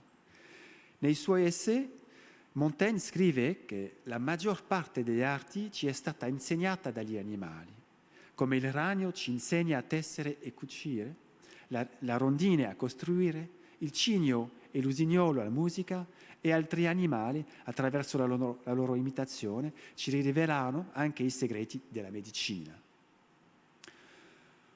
Oppure un conoscitore d'arte come Benedetto Varchi si stupisce in 1549 nella sua lezione sul paragone dell'arte con la quale i ragnatelli ordiscono le loro meravigliose tele. Il tessere diventa così un esempio di saggezza animale che può servire da paradigma per ogni forma di ingegnosità umana. Questo ricorso alle costruzioni animali come modelli si allinea all'idea che gli animali siano dotati di una forma di intelligenza e, in quanto a ingegno, siano pari agli esseri umani. Plutarco, affascinato dal lavoro e dalla capacità inventiva d'azione, spiega che gli animali usano la ragione come gli uomini. Non crede, scrive Plutarco, che vi sia un tale distanza tra bestia e bestia, come invece esiste una grande distanza tra uomo e l'altro in termini di prudenza, ragionamento e memoria. Dotati di ingenium e capaci di produrre, gli animali appaiono così come i nostri primi maestri. Ancora secondo Montaigne, le lezioni offerte dagli animali consentono di ipotizzare l'esistenza di una forma di intelligenza animale. Cito un'altra volta Montaigne. Dobbiamo riconoscere che a effetti simili corrispondono facoltà simili e di conseguenza ammettere che lo stesso ragionamento, lo stesso percorso che seguiamo per agire è condiviso anche dagli animali. Tuttavia, l'idea di un'intelligenza animale ha generato dibattiti sia nell'antichità che nel Rinascimento. Per Aristotele non esiste una reale capacità deliberativa negli animali. Se il ragno tesse, non lo fa per riflessione o ragione, ma spinto da un impulso naturale. Nella fisica, Aristotele osserva che la natura persegue i suoi scopi attraverso gli organi degli animali. Questo aspetto risulta particolarmente evidente negli animali diversi dall'uomo, i quali non agiscono né per arte, tecne, né per ricerca, né per riflessione. Sorge quindi la domanda: i ragni, le formiche e altri animali simili operano guidati dall'intelligenza o da qualcosa di analoga? Se dunque attraverso un impulso naturale e con un fine preciso che la rondine costituisce il nido e il ragno tesse la sua tela, appare evidente che questo tipo di causalità è presente negli esseri naturali. Questa stessa idea è presente anche nel Medioevo, per esempio negli scritti di Tommaso d'Aquino. Cito: sebbene gli animali agiscono in modo che all'apparenza sembri simili all'arte, non possiamo tuttavia attribuir loro l'arte poiché sono privi della ragione, che pur essendo una conoscenza dell'universale si estende a una molteplicità di casi singolari. Un concetto simile si ritrova anche in Varchi, il quale, pur apprezzando l'arte del ragno o della rondine, sostiene che non si tratti di vera arte, poiché non deriva dalla ragione, ma da un istinto naturale. A differenza degli esseri umani, gli animali non possiedono una ragione cogitativa, ma una ragione estimativa che consente loro di conoscere solo il particolare. Tuttavia, in risposta a queste distinzioni, alcuni sostenitori dell'intelligenza animale sottolineano che in certe circostanze gli animali superano le capacità umane, in quanto possono combinare più abilità contemporaneamente.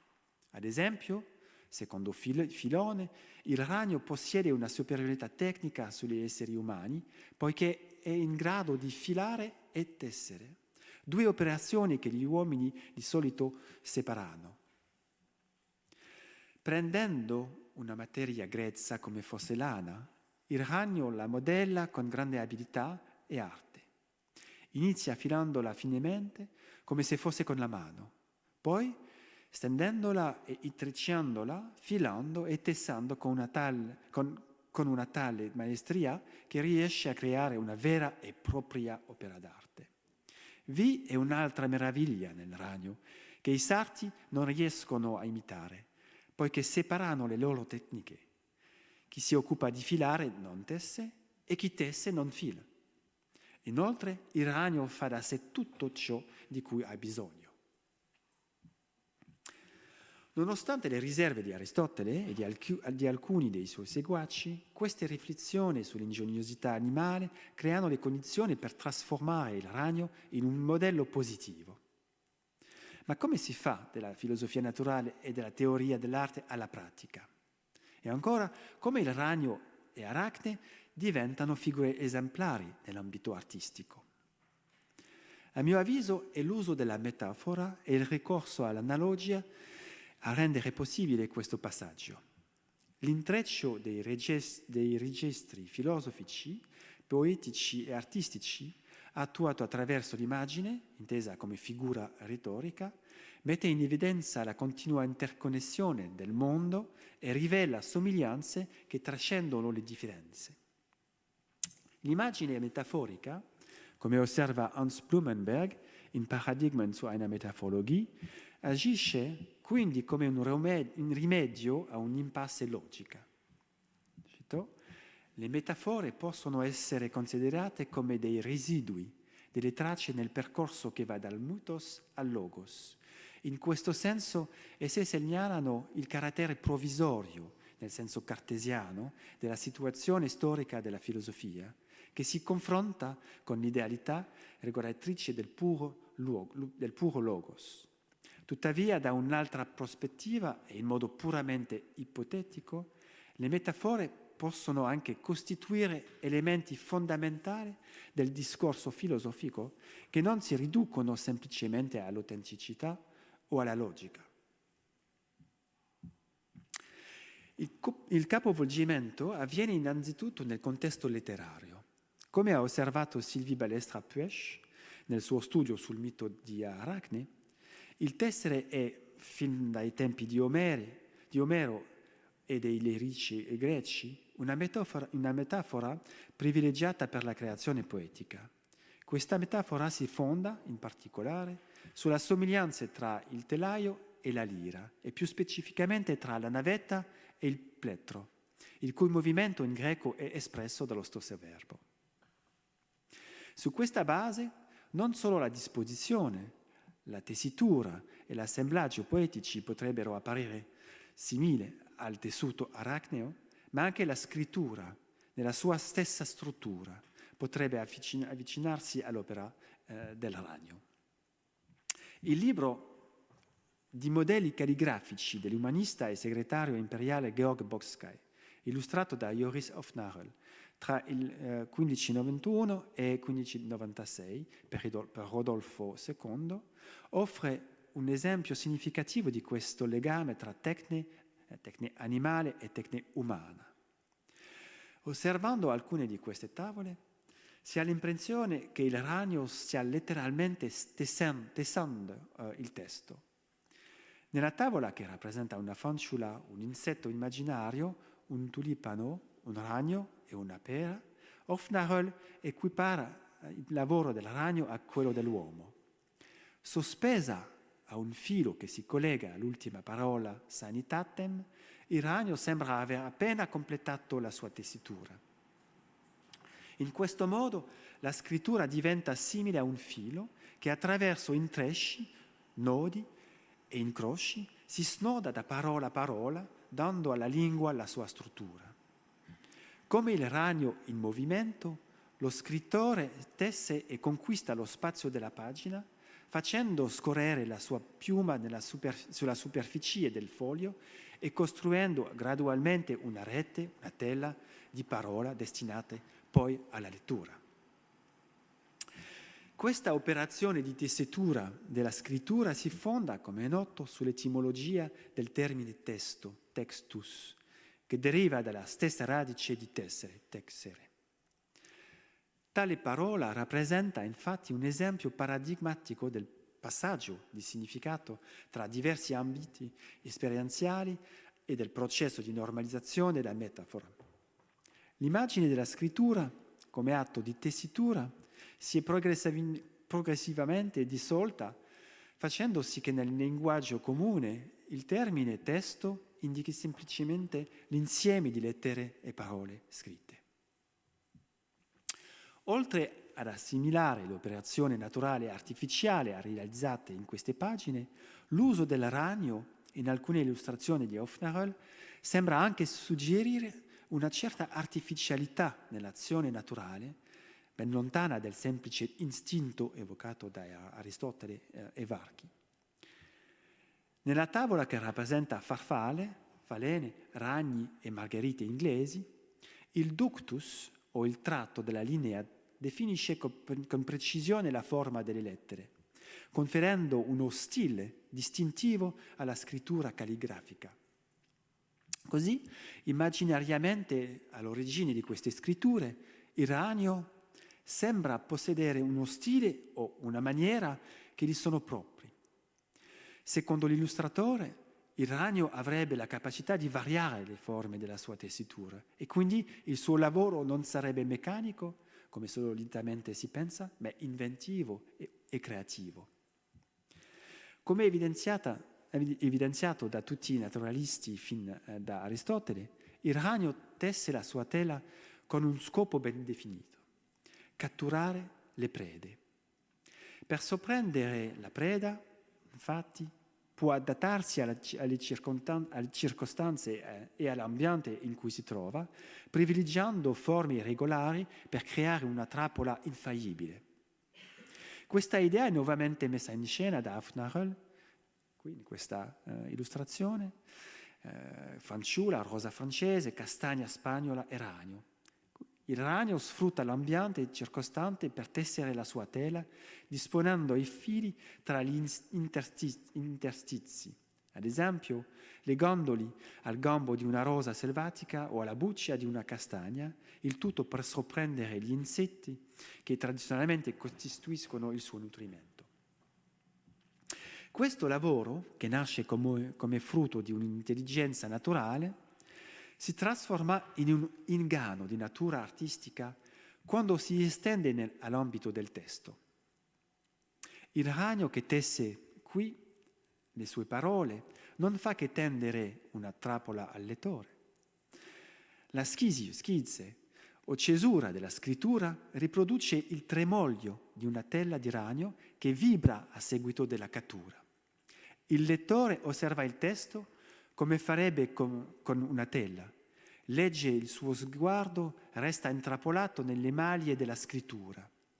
La calligrafia diventa così uno strumento per catturare, imprigionare e fissare il lettore sulla pagina. Ora vorrei spostare l'attenzione sul motivo e sul modello aracneo, arrivando così alla rappresentazione di Minerva e Aracne dipinta da Tintoretto.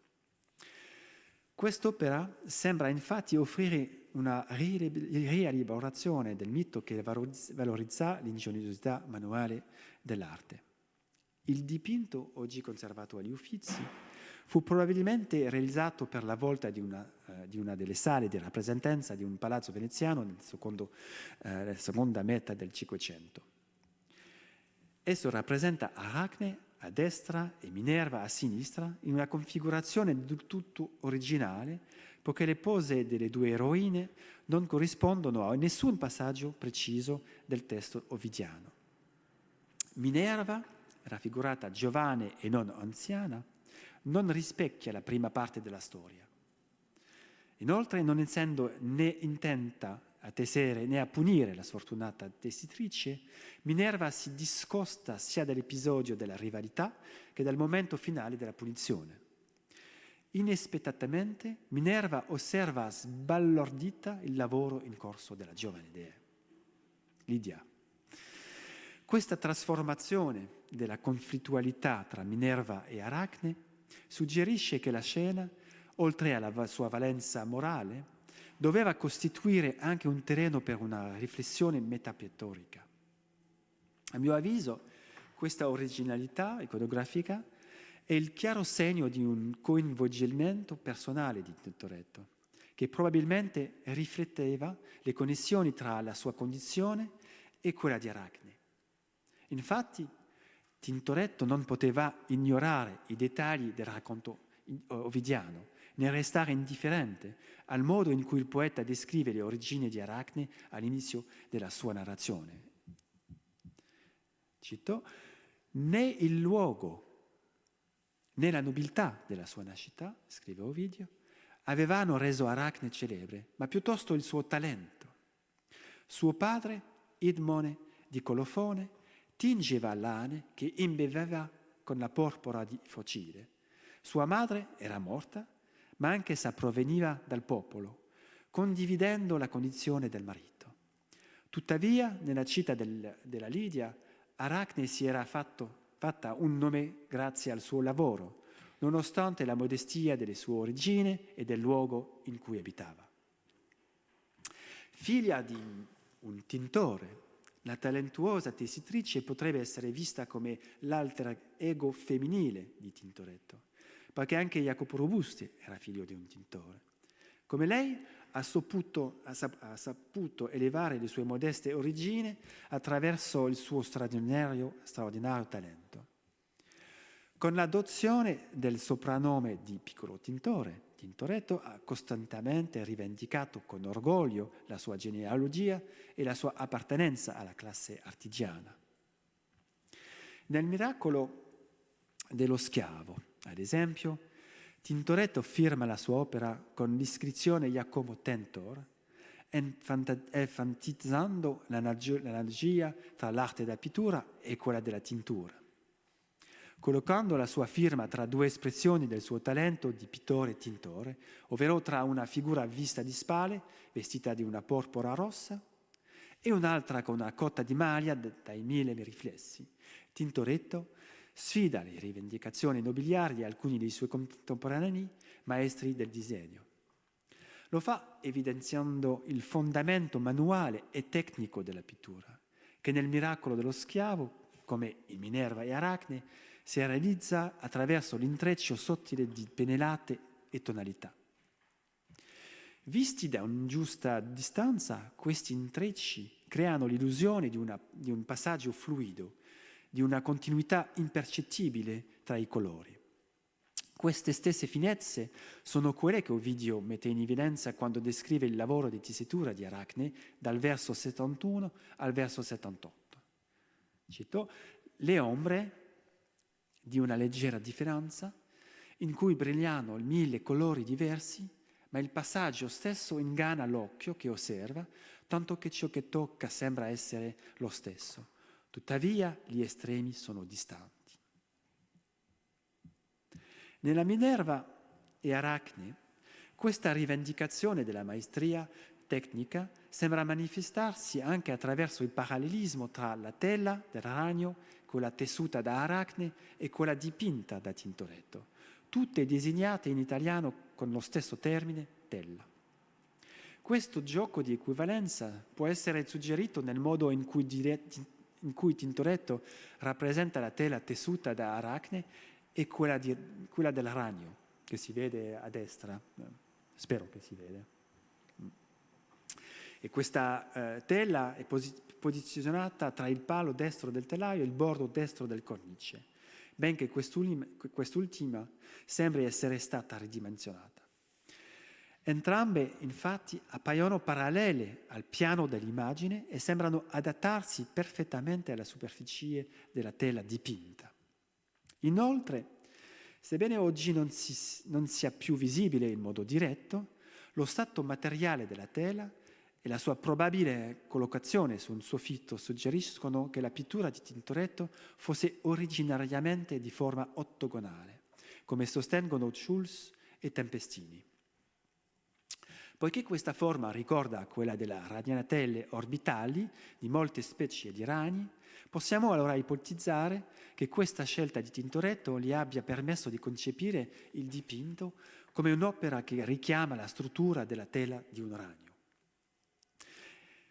In questo modo, il lavoro di Arachne potrebbe essere accostato a quello del pittore?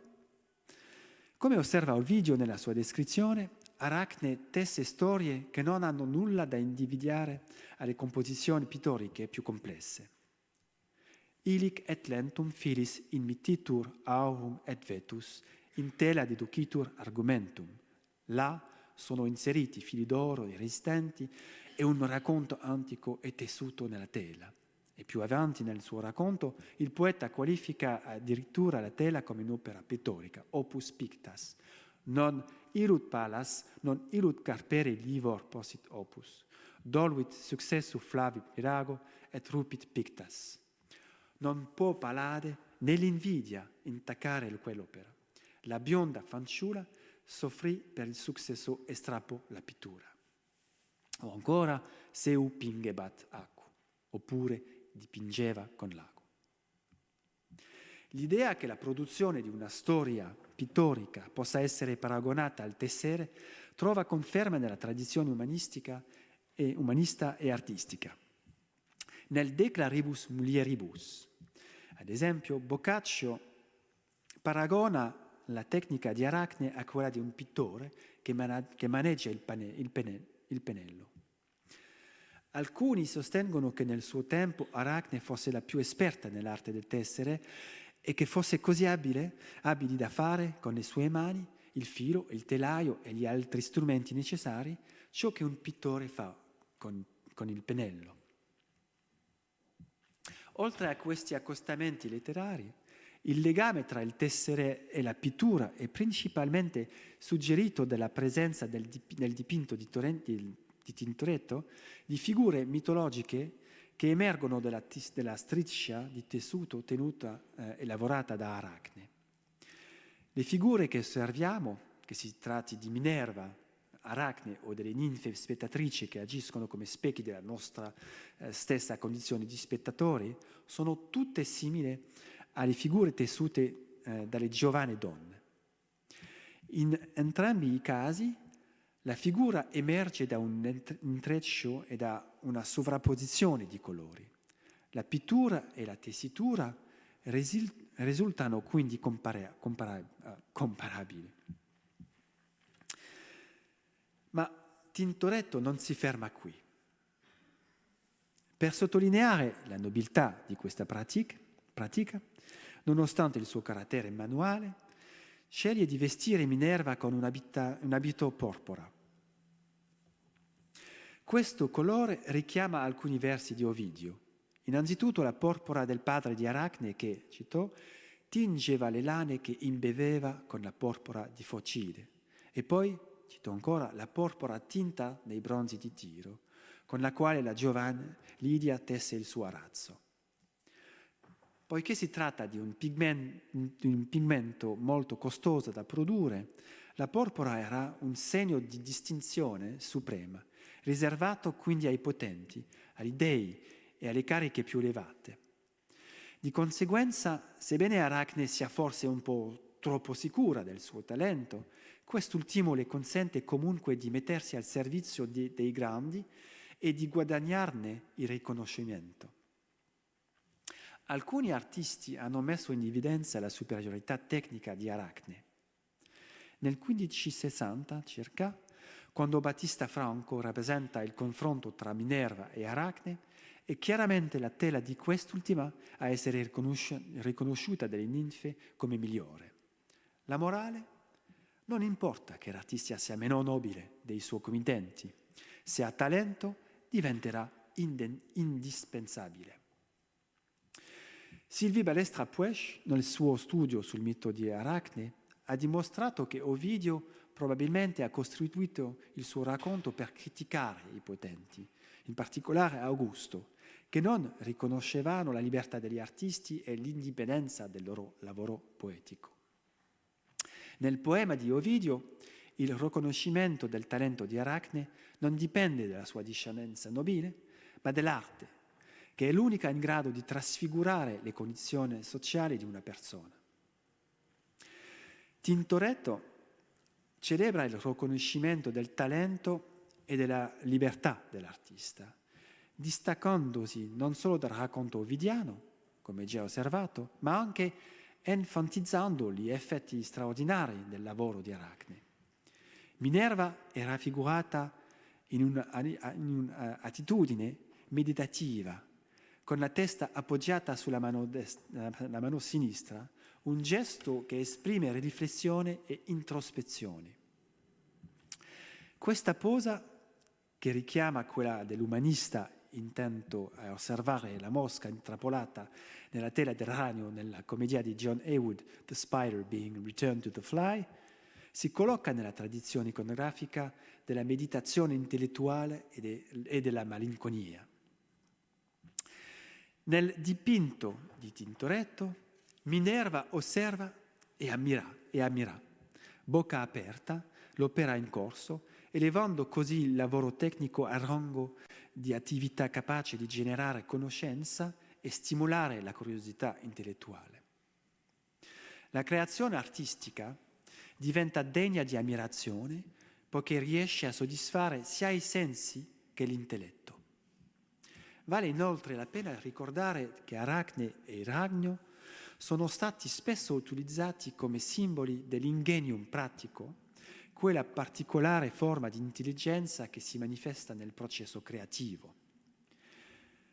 Federico Zuccaro illustra questa idea in modo esplicito in una delle vignette che accompagnano la vita illustrata di suo fratello Taddeo. L'arte si colloca dunque tra due poli, il potere di Minerva e quello di Arachne, tra lo scudo della sapienza, che riflette l'immagine di Medusa, e lo scudo dell'industria sul quale il ragno tesse la propria tela. Su questo piano, dove l'attività manuale si eleva a oggetto di riflessione, osservando attentamente l'illustrazione realizzata da Hans Weiditz per un'edizione De Remedis Fortunae di Petrarca nel 1532, ci si può chiedere se l'intelligenza risieda esclusivamente dalla parte di Minerva. Chi è intrappolato in questa scena? Minerva, che trasforma Arachne in un ragno facendola regredire a un stato animale, oppure il ragno stesso, che creando un'enorme tela costituisce una barriera impedendo a Minerva di raggiungere il nostro mondo. Mi sembra che è Minerva qui.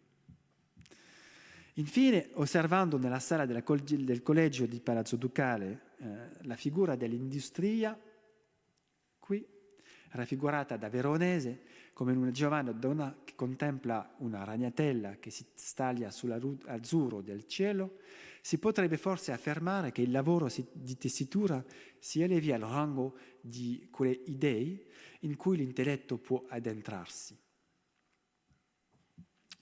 Torniamo al dipinto di Tintoretto. C'è un aspetto che, sebbene evidente, non è ancora stato sottolineato. Il modello è femminile. Tintoretto sceglie di fare di Arachne il suo alter ego e lo fa non solo identificandosi con una donna, ma anche con una tecnica tradizionalmente associata al mondo femminile. Il tessere e la filatura, infatti, sono attività legate fin dall'antichità all'universo femminile, come ha ampiamente dimostrato Françoise Fontesy Ducroux. Ariana, Penelope, Elena e anche Maria sono tutte figure di filatrici e tessitrici. Tintoretto, scegliendo questa via, sta forse suggerendo qualcosa sulla pratica pittorica? Grazie agli studi di Marie Pardo e Philippe Somme è emerso che durante il Rinascimento la teoria della pittura era associata ai generi. Il disegno era considerato maschile, mentre il colore femminile. Questa distinzione, radicata nelle classificazioni aristoteliche, legava il colore alla seduzione e quindi al femminile mentre il disegno veniva visto come espressione della firmitas e della ragione, caratteristiche tradizionalmente attribuite al maschile. Assimilando la pittura al tessere, Tintoretto potrebbe voler mostrare la sua adesione a una concezione femminile dell'arte pittorica. La cosa appare plausibile se si osserva il modo in cui ha rappresentato Arachne. La femminilità delle giovani tessitrici è infatti ben evidenziata. Il seno scoperto e le perle che indossa al collo, alle orecchie e nei capelli la pongono sotto il dominio di Venere e quindi della femminilità. Inoltre, l'associazione tra l'arte del tessere e la femminilità è ulteriormente enfatizzata dalla vicinanza tra il seno della giovane donna e la banda di tessuto che sta tessendo. Il seno sinistro è posizionato molto vicino al punto in cui il tessuto si arrotola sul telaio, mentre il seno destro, coperto dalla banda, viene visivamente sostituito dalle figure intessute. Grazie al lavoro di Ulrich Pfisterer, Kunstgeburten, sappiamo quanto l'immaginario del seno femminile e della latazione fosse significativo nella rappresentazione metaforica della generazione creativa. È possibile che Tintoretto abbia voluto creare questa vicinanza plastica per suggerire un simile parallelismo. La connessione visiva tra la parte superiore del corpo femminile e l'emergere della tela tessuta potrebbe inoltre richiamare le osservazioni dei filosofi naturali sulla produzione del filo da parte del ragno. Infatti, secondo Democrito, Plutarco, Filone e Johannes da Cuba, il ragno secerne il filo dall'interno e lo espelle dal suo adome. Da un punto di vista puramente visivo, Arachne sembra fare lo stesso. In definitiva, e concludo con questa riflessione, Tintoretto, con la sua riscrittura originale del mito, ci mostra che una figura tanto disprezzata e criticata come Arachne può essere proiettata verso orizzonti più positivi. Dimostra che alcuni modelli, a seconda del punto di vista, possono trasformarsi radicalmente. Questo potrebbe essere ciò che intendiamo per cambiamento di paradigma.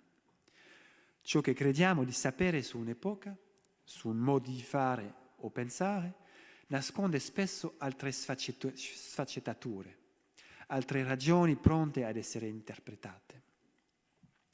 Eugenio Battisti ce l'aveva già insegnato con l'Antirinascimento e mi chiedo se la cosa più importante non sia proprio mantenere questa consapevolezza oggi. Rileggiamo Battisti. Grazie.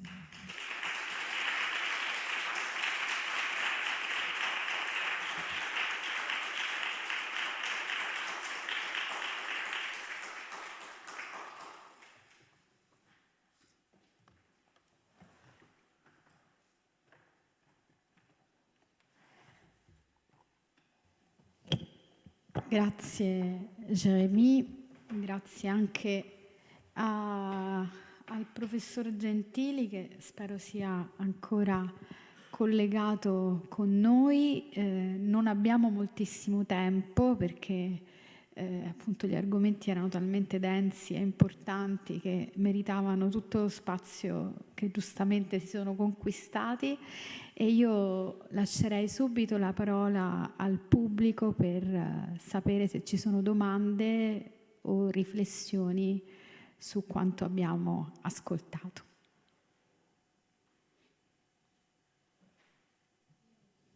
Prego.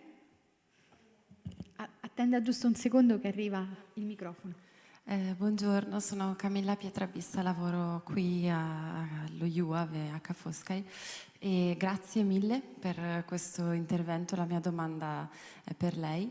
Mi chiedevo se in questo dialogo tra queste due figure non si potrebbe anche pensare a un dialogo appunto tra la parte appunto diciamo di Tecne e una parte più narrativa, cioè che ruolo potrebbe avere anche in questo dialogo tra Minerva e Aracne una metafora, un uso metaforico del lavoro di tessitura come narrazione. E questo semplicemente perché, come saprà benissimo, è venuto recentemente, o comunque Victor Stoichita stava lavorando su quel dipinto di Velázquez, penso da anni, e uno dei modi in cui lavora su questa figura di Aracne è appunto come modello della narrazione ciclica anche. Quindi mi chiedevo se in questo dialogo non ci possa essere anche questo tipo di rapporto. Grazie per la domanda. Sì, penso che questo tipo di confrontazione è anche molto importante. Ovviamente ho il testo di Victor Stoichita nella mente, e è un testo molto importante per questo soggetto del rapporto tra pitture e narrazione, e qui si può anche vedere che c'è un movimento della storia tra il roulement, il ruoto del déroulement, lo svolgimento. Lo svolgimento della rotta, non so come dire. Della ruota. La ruota. Che dà una sensazione di narrazione, no? di una storia che si può leggere così come un testo. Non è un libro, però è anche una storia che si può leggere tra l'altro questo movimento. Sì, è una domanda giusta e devo pensare un po' di più. Grazie. Altri interventi?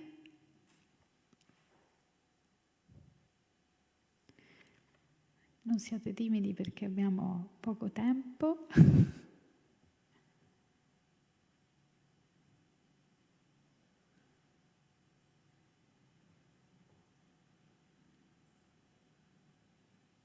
Da casa nulla?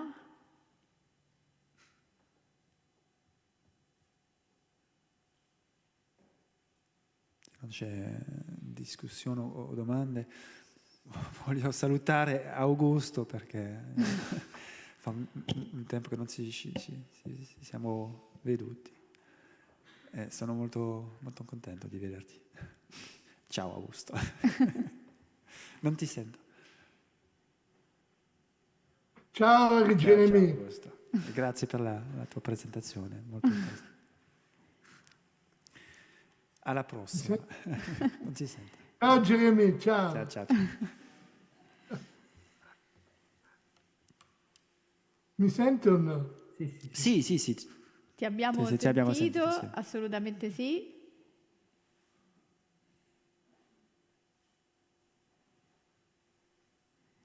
Nessuna curiosità ulteriore? Beh, per parte mia io ho molto apprezzato ovviamente entrambe le presentazioni e è stato bello anche così ascoltare Augusto ripercorrere alcuni momenti che forse non teniamo troppo in considerazione rispetto alla storia dell'editoria. Mi sembra importante questa lettura così delle case editrici conquistate da determinati così filoni culturali che in qualche modo poi finiscono per oscurare alcuni sani alcune gemme di innovazione. Insomma, questa lettura giustamente della contrapposizione Einaudi Feltrinelli a un certo punto è certamente illuminante. Mi chiedo però, e questa è una domanda che appunto ti volevo rivolgere, come si è fatto spazio però in tutto questo, per esempio Panofsky e Studi di iconologia che esce nel 75.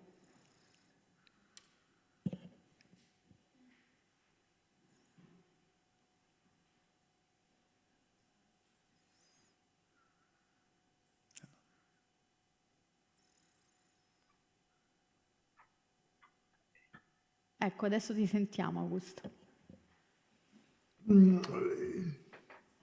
Ma dipende molto dai momenti, naturalmente. Adesso hai citato Studi di iconologia, che esce tardi, esce nel 75 e esce, cosa da tenere molto presente, con una vergognosa introduzione di Giovanni Previtali, che cerca di, così, di esorcizzare, invece di presentarlo, cerca di esorcizzare Panofsky, no? Ed è quello che succede in continuazione, insomma. Ecco. E molto dipende poi appunto dalle date, insomma. Certo, certo, assolutamente. In effetti, Ci sono altri classici che poi vengono continuamente stampati, a parte che Einaudi è il protagonista di una gaffe clamorosa su cui a suo tempo abbiamo riso tutti quanti moltissimo, riso ma riso amaro, perché tra i capolavori di Panofsky nessuno ha mai pensato, no, nessuno ha mai pensato. C'era da tradurre naturalmente Early Netherlandish Painting, 1953, che è il momento in cui, tra l'altro, nel capitolo famoso su realtà e simbolo, spiritualia sub metaforis corporalium, Panofsky abbandona l'idea primitiva primitiva sua, insomma, del simbolismo inconscio per parlare di un simbolismo che può essere adattato e costruito su qualsiasi oggetto in maniera del tutto consapevole. E Einaudi cosa fa? Evidentemente a un certo punto pensa di tradurlo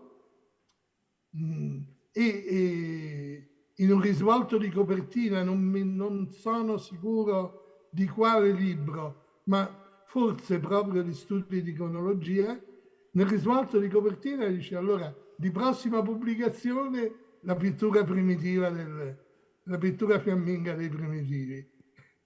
E poi non è stato mai né tradotto né stampato.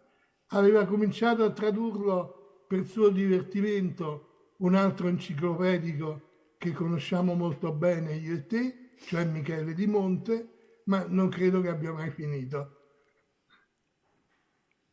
vabbè, c'è tempo.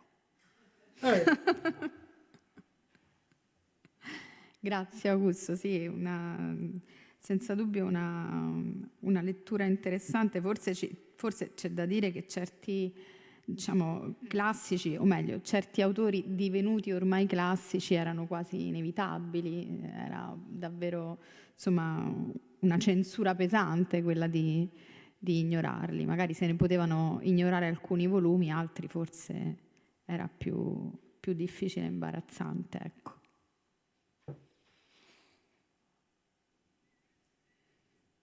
Prego. Io volevo chiedere al professore Kering se nella riflessione sul rapporto tra Arachne e la pittura, sul piano tecnico e narrativo, che naturalmente chiama in causa l'arte tessile, in particolare dell'arazzo, per come si vede anche da Tintoretto, abbia trovato un posto la costruzione narrativa dell'arazzo o in generale dell'arte tessile nel Rinascimento. Nel Rinascimento, no, torno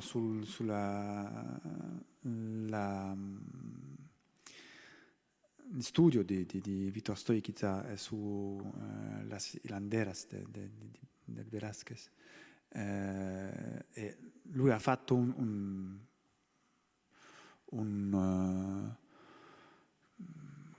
giro su questo tipo di collegamento tra pittura e arazzi ha trovato dei legami tra le due arti. Io non ho fatto questo tipo di ricerca, però c'è un campo, insomma, un po' vuoto su questo soggetto per il Rinascimento. Penso che si deve cercare di più. Grazie.